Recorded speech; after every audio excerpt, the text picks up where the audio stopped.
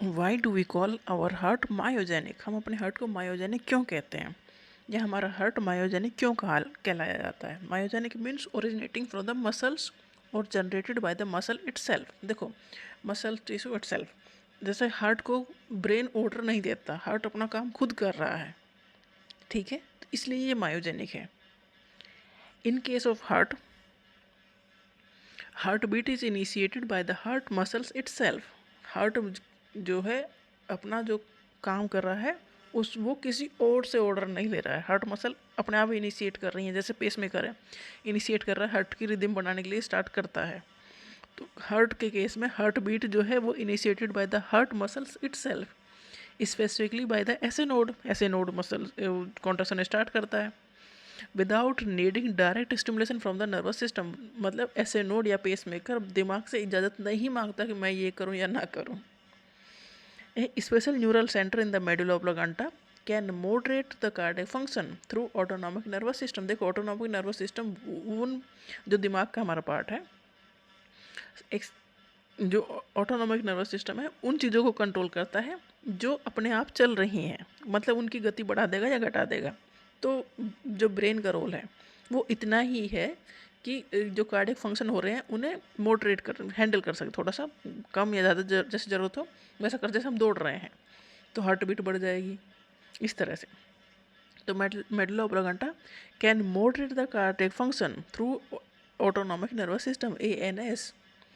तो ANS मतलब autonomic nervous system, तो वैसे भी हमारी बॉडी के जो इन्वॉलंटरी फंक्शन है, मतलब जो हमसे इजाज़त लेके नहीं हो रहे हैं, उन्हें कंट्रोल करता है। Neural signal through the sympathetic nervous can increase the rate of heartbeat and parasympathetic nervous system decrease the rate of heartbeat। जैसे हमारे पीछे कुत्ते कुत्ते भागने लगे तो हम भागेंगे तो हमारी हार्ट बीट बढ़ेगी, मतलब हमारा सिंपैथेटिक नर्वस सिस्टम एक्टिव हो गया।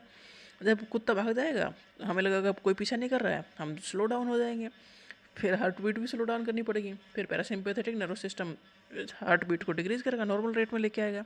सिंपैथेटिक और पैरासिम्पैथेटिक जो दोनों है ना, ये ऑटोनॉमिक नर्वस सिस्टम के ही पार्ट हैं।